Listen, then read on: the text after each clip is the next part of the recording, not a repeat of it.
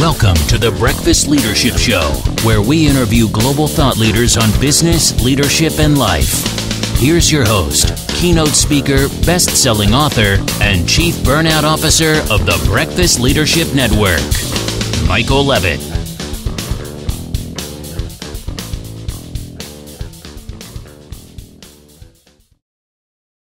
Welcome back. I've got Kyle Ritchie on the line. Kyle, how are you? Doing well. How are you? I'm great. You do some amazing work. So why don't you share with the audience some of the work that you're doing, and we'll dive into the conversation. Yeah. So I guess the best thing I'm known for is an app called Strides. It's for tracking your progress on goals and habits. And then I'm all about progress. I guess I have makeprogress.com as well, which is a newsletter and a course for goal setting. I'm a big fan of goal setting, and I find that if you write them down and follow them and have them where you can see them, you're going to be more motivated and reminded to work on them, because in life, especially during a pandemic, there's so many things that are grabbing our attention that we get pulled away from what we want to do. We get kind of, I don't want to say sucked in, but we do. We get sucked into elections and new presidents and the news and the pandemic and all these other things that are going on.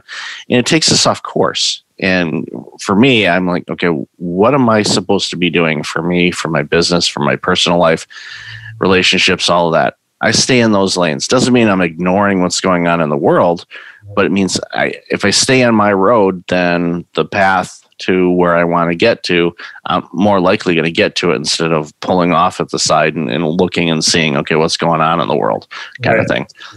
Yep. Totally agree. Yeah, I actually called the goal setting course On the Right Path for that very reason, because it's focusing on values and prioritization and kind of, sorting and filtering things a little bit, and then, figuring out what matters to you most. And then, you can still pay attention, like you said, to other things. You don't have to be completely oblivious to everything, but it's a lot easier to focus, I find, when you have a clear perspective on the values and the things kind of driving, the foundational stuff. That helps so much. So why did you launch the business? Whenever I talk with authors or business leaders that created a business, many of them, of course, left a 9-to-5 or some type of job to launch something. So what motivated you to do it? So I was wrapping up an engineering degree, systems engineering, in 2008. So it was kind of at the bottom of that recession, and it was most of the people in that industry were going into manufacturing, and that was one of the hardest hit industries. So I just kind of saw the writing on the wall as I was wrapping up and thinking about getting internships and stuff. And I was like, well, I had been building some websites in college. And so I thought, let me just see if I can make this work instead. And fast forward a couple of years, I've actually working full time on it after senior design projects, everything wrapped up in graduation, and barely making anything in the beginning. I just didn't ever get a full-time job. I just kind of slowly built things up and kind of lived lean and kept things frugal and simple, and slowly but surely built the web business up. And then the App Store had come out as well. And so I started kind of dabbling in some apps as well, and then ended up selling all my websites, my web businesses, and completely shifted over to the focus of the software and applications. And Strides was the big one. I built 6 or 7 different things, but that was the one that I liked the whole time. Started it back in 2011. So it's been about 9.5 years or so. And it was really just a scratch your own itch kind of thing. I just wanted an app to track goals and habits. I couldn't find anything. And, I love to-do list apps. I like calendar apps and note-taking apps and all these, but I just couldn't find something to zoom out a little bit and have that bigger picture. And so, it resonated with people, and I just kind of gradually improved it and, I was actually rolling the revenue and all the profit of it back into the business to develop faster from the very beginning. And then once I sold the web businesses, I needed an income again. so I started taking a little bit of a cut from it. But yeah, it's been a lot of fun just building it up and improving it.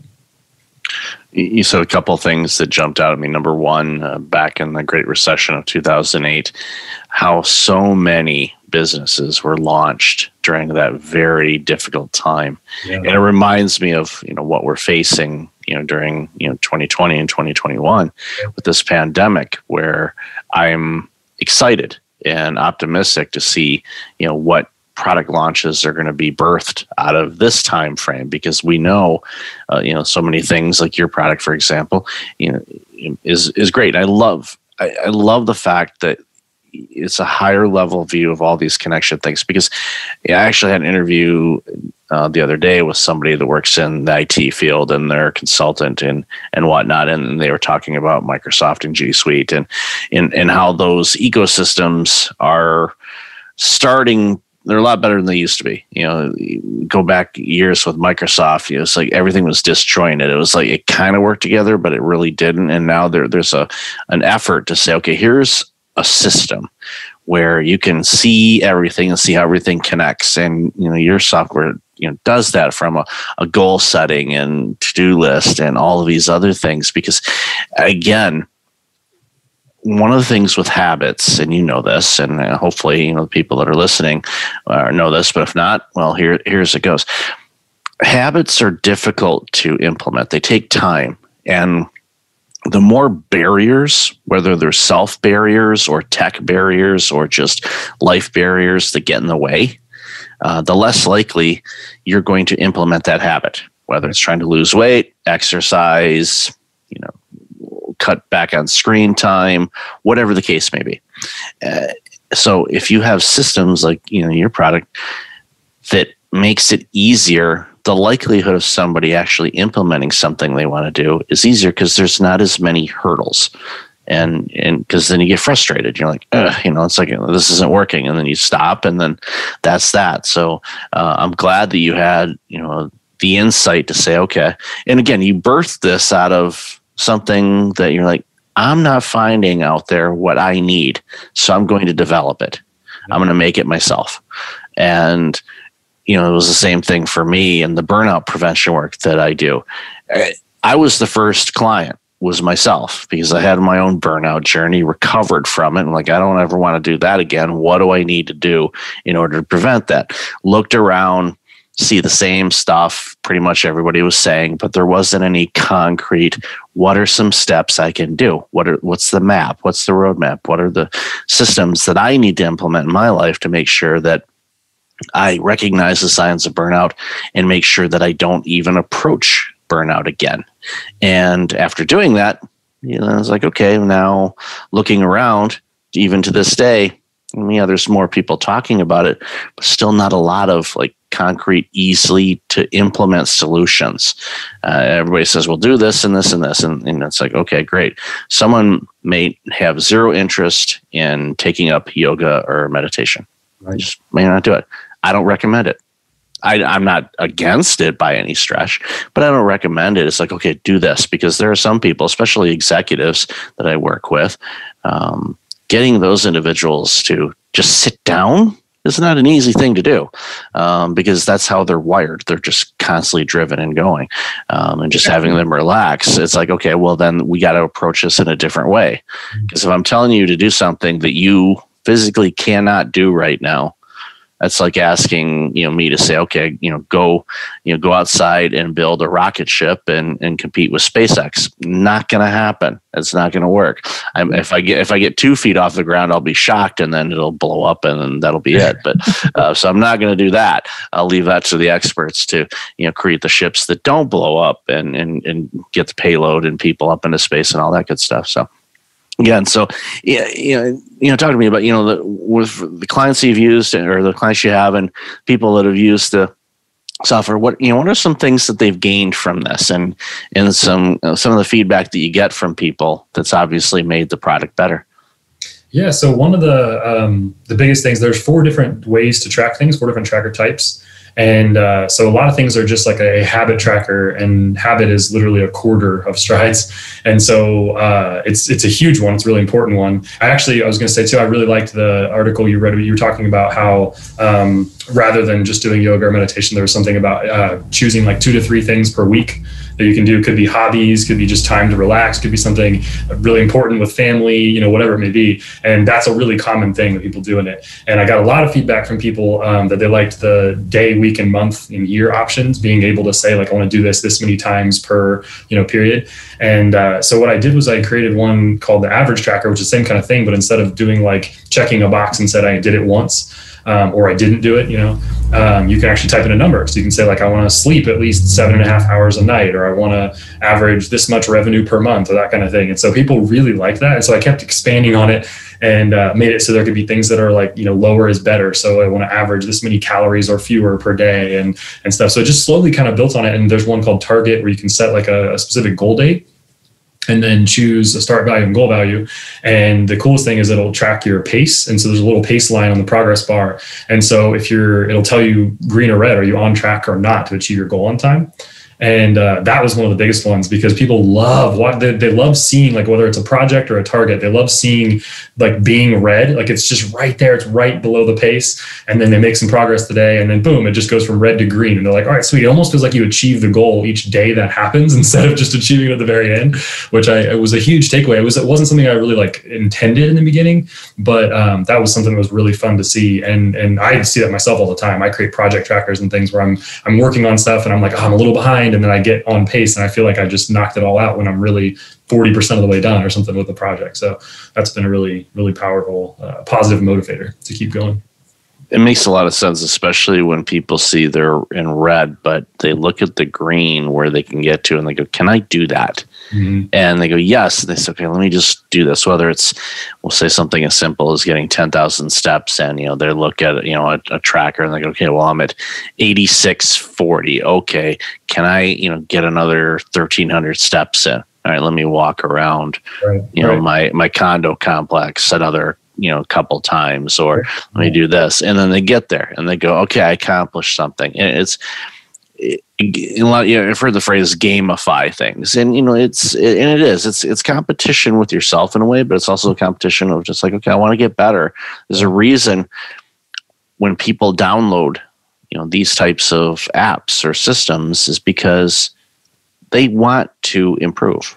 They want to make a positive adjustment in their life, and having tools again like yours that make it really easy and intuitive to use, they can have, the thing is, it has a ripple effect on their life. It's like, okay, great. So I established these better habits and great. Okay, now I'm doing those things. Yes, but the ripple effect of doing those things make you healthier, happier, less stressed. That has such a huge impact on every aspect of your life, not just feeling better and having a better digestive system and sleeping better and just being a happier individual. Mm-hmm. Everyone around you benefits from that. Not only family and loved ones, but people you work with, albeit remotely now, but still they notice there's a difference, and your productivity level will improve and you won't be as stressed about certain things. And all of a sudden life flows. And that's one of the things I've noticed, obviously, with myself and teams that I've worked with and individuals, is when you capture that flow of life and where life is flowing and it doesn't feel like jagged edge type of living, but literally just navigating through your days and having moments of, okay, I'm going to work on this today, or these are the 2 or 3 things I want to do this week, and doing those, you really feel in control, and you're like, okay, wow, this is great.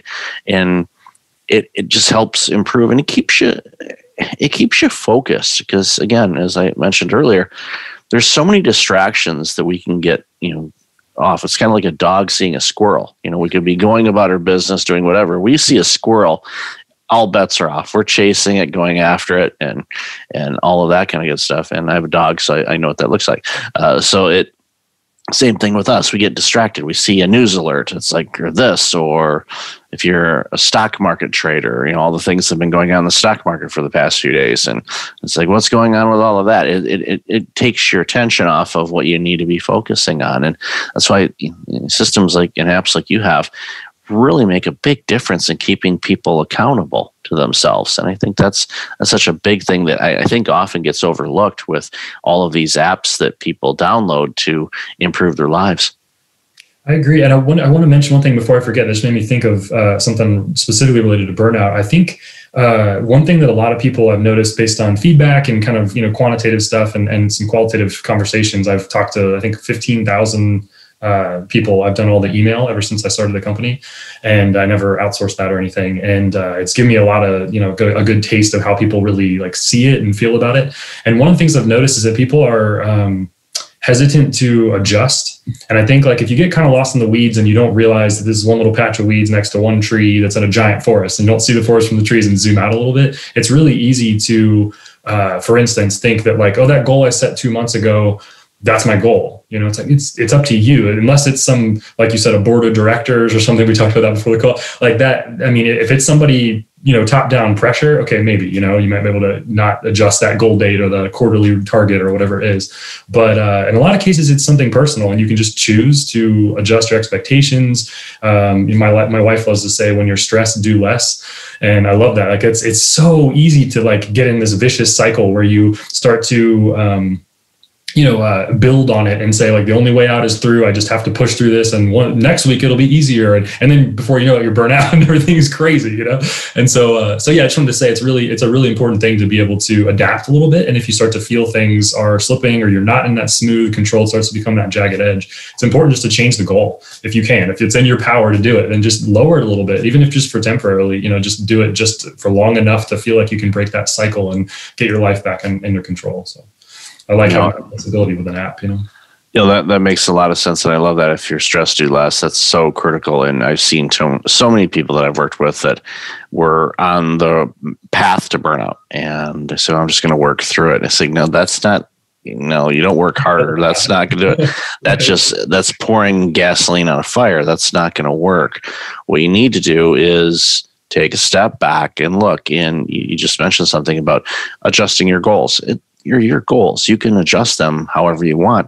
So if your goal is, I want to lose 20 pounds this year, and if you're struggling with it, and of course, you know, I always find it ironic that, especially in so many climates, you know, New Year's resolutions start in January 1st, and a good chunk of the country, you know, has winter, and our bodies naturally are going, hey, it's cold, I need to store things. Exactly. So we're you know, so here we are trying to lose weight January 1st, and you know, it's we're going up against a brick wall, and we're like, how come we're not losing anything? So because your body's going, hey, we want to, you know, we need the energy to store up, because have you been outside? It's cold.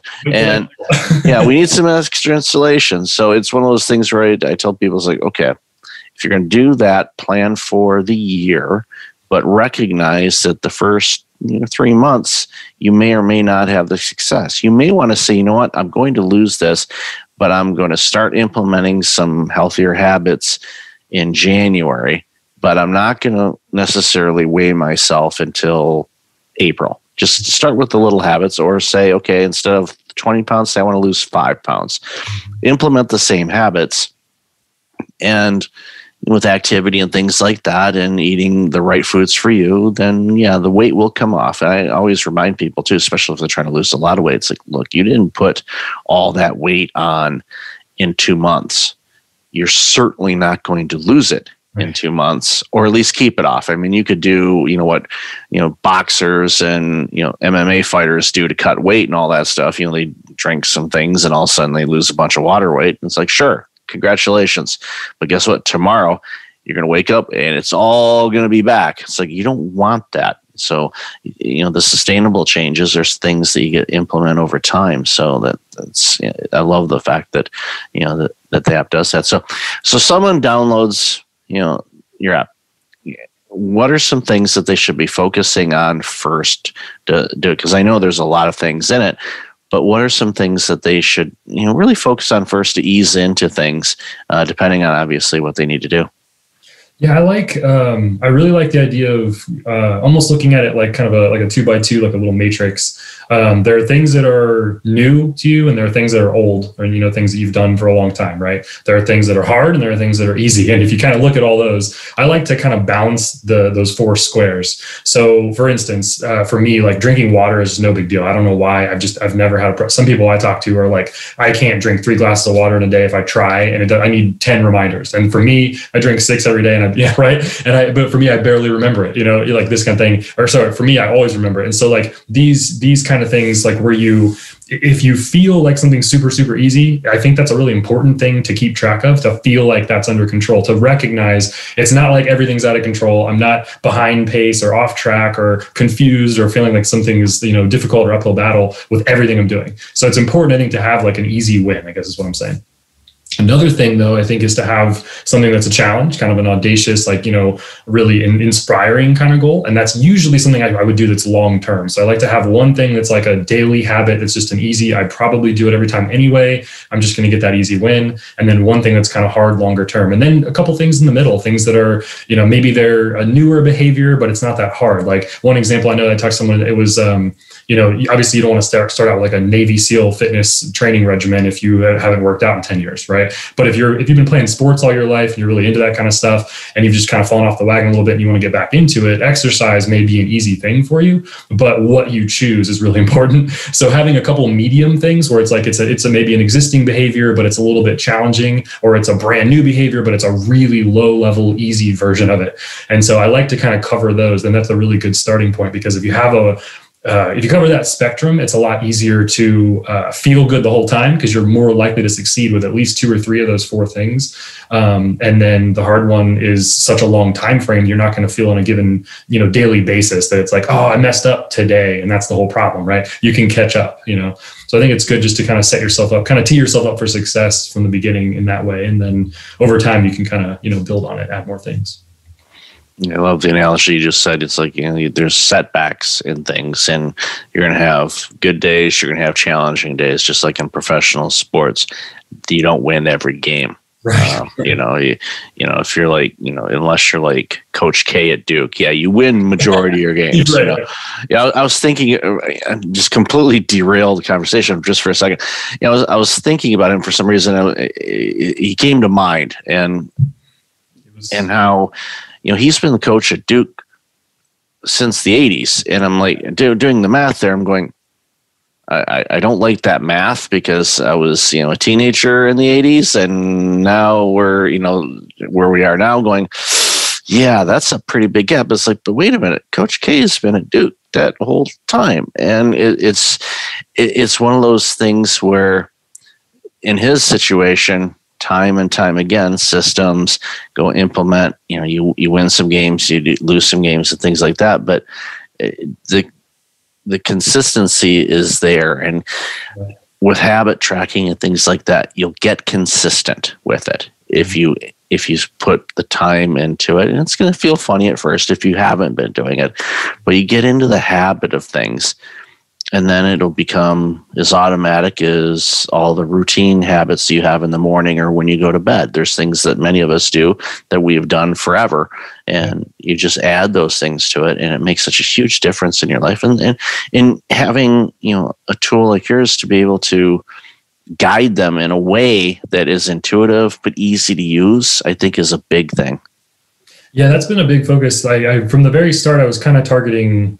I remember the Simon Sinek, he has that like the innovation curve thing that he talks about, and it was targeting early adopters in the beginning for sure. It was just the people who were willing to just try anything, wanted all the kind of geeking out, they wanted all the flexibility and control and all the settings you could imagine, but I didn't want it to be bloated and complicated. Like I didn't want it to be like a Photoshop kind of app where you open it up and there's just like toolbars everywhere and a million buttons and 100 fields for every option, And so I tried to keep it as simple as I could for development, but also more importantly for the user experience. And so like simple yet flexible has kind of been the guiding principle, the North Star the whole time.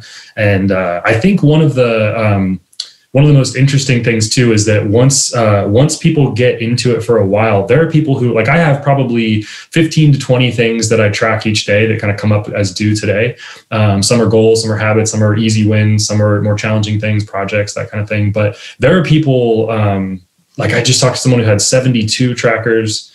I've talked to people that have over 100. Some people track, like there was one that was a personal trainer that has like 200 or 300 trackers, because they track all the different exercises and 1-rep maxes and things for all their clients. So they have, 20 or 30, trackers for each of their clients and stuff. So it's really cool to think that like that can still expand and kind of scale for people, but it's definitely good to start with just a few, and then build over time, like you said. So.